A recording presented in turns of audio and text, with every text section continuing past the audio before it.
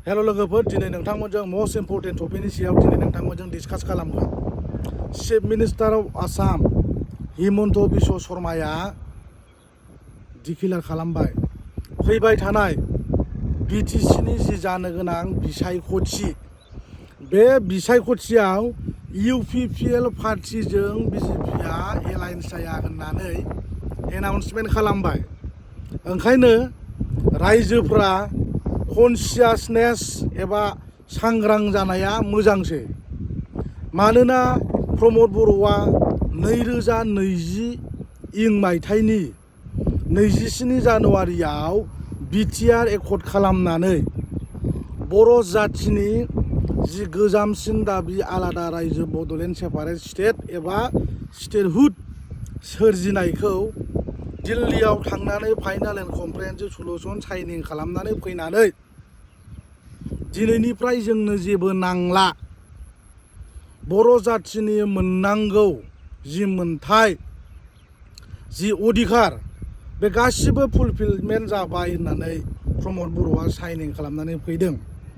नाथाय साइन खालामखांनायनि उनाव बे 5 बोसोराव प्रमद बर'आ इमप्लिमेन्टेसन खालामनो हायाखै। इनडिफिनिट समयसाखौ प्रमद बर'आ कमप्लिट खालामनो हायाखै। दिनैसिमबो प्रमद बर'नि जि खोथा बुंनाय, जि कमिटमेन्ट होनाय, दिनैसिमबो साक्सेसफुल जानायखौ जों नुनो मोनाखै। गासिबो इनकमप्लिट। ओंखायनो फैबाय थानाय जि बिटिसिनि बिसायख'थि, बाव रायजो राजाफ्रा सांग्रां जानांगौ, प्रमद बर'खौ बिदाय होनांगौ। मानोना आसामनि चिफ मिनिस्टारा बुंखाबाय फैबाय थानाय बिसायख'थियाव इउपिपिएलजों एलायन्स जाया। देट मिन्स मा? नोंथांमोना मा बुजियो? प्रमद बर'आ जेबो खामानि मावनो हायाखै, बेखौनो सिगनिफाइ खालामदों रायजोफोर। ओंखायनो रायजोफ्रा कनसियास जादों, सांग्रां जादों। प्रमद बर' दैदेननाय इउपिपिएल हान्जाया एबा पार्टिया जुदि बिजेपिआ एलायन्स जुदि जामाराब्ला इउपिपिएलआ थैलाय उजिलाय इलेक्सन गेलेबाबो सासेबो देरहाया, बे सिदा खोथा।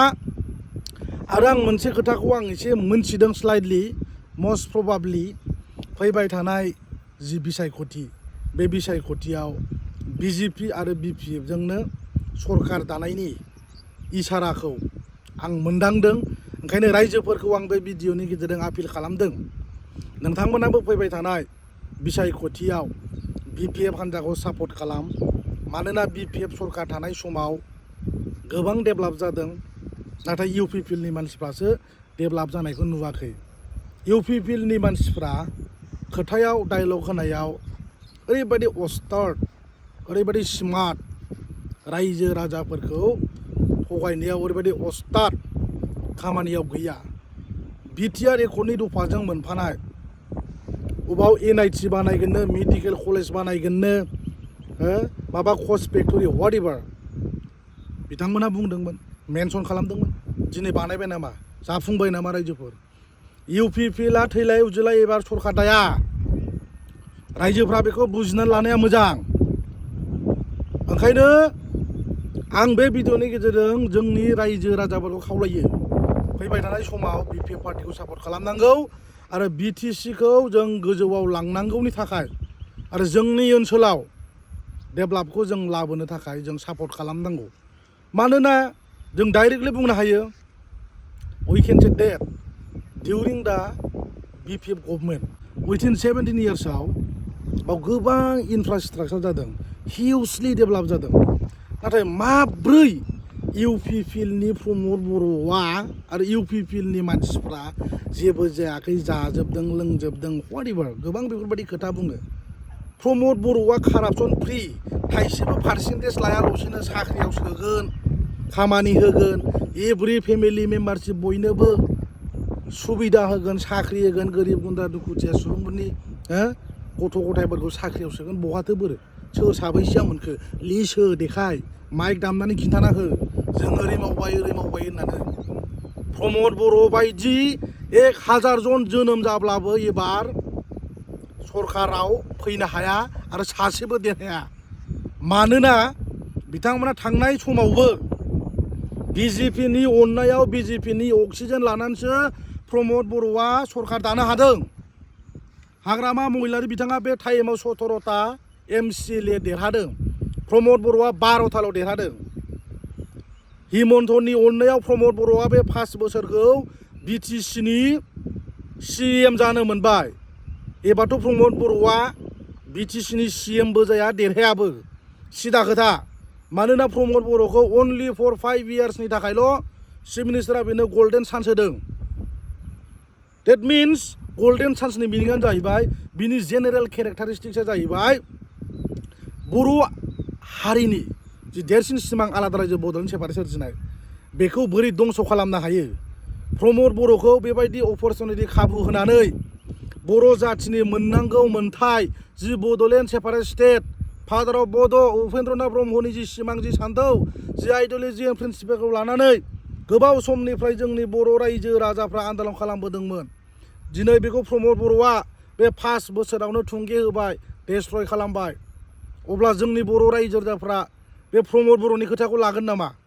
प्रमद बर'नि खोथाखौ लानांगौबा दंस' जागोन। बे 5 बोसोरावनो मोननांगौ मोनथाय जि अधिकार बे थेर बेथेर जाखाबाय। अराय समनि थाखाय बड'लेण्ड नांला होननानै प्रमद बर'आ लिरना गारबोदों रायजोफोर।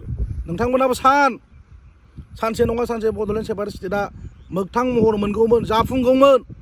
फैयै फैनानै दिनै प्रमद बर'आ गावनो बुंबाय बड'लेण्ड मोननायनि क्राइटेरिया गैया, दा जाया, मोनानो।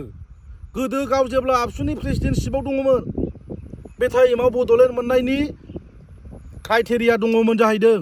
दा गाव BTCनि CM जाखांनाय उनाव क्राइटेरियाबो गैला, बड'लेण्डबो नांला, फाइनाल एन्ड कमप्रिहेन्सिभ सल्युसनसो लिरना गारबोदों। दिस इज भेरि आनफर्चुनेट। फैबाय थानाय समाव प्रमदआ देरहाया, UPPला देरहाया, BJP पार्टिया सिंगेल गेलेगोन, UPPजों एलायन्सआ BPबाबो हारसिं गेलेगोन। आरो सिदा खोथा, जुदि दाबायदियाव गमामायैनो BJPआ जुदि UPPजों एलायन्सआबा 0-0खा UPPला। ओंखायनो रायजोफोरा बेखौ एसे डिपलि थिंकिं खालाम। फैबाय थानाय समाव सोरजों सरकार दागोन? सरकाराथ' BPF आरो BJPआनो दाखागोन आंनि मोनथिनायाव। आं दिनै नोंथांमोननो बेखौ बे भिडिअनि गेजेरजों नोंथांमोननो एक्सप्लेनेसन होबाय।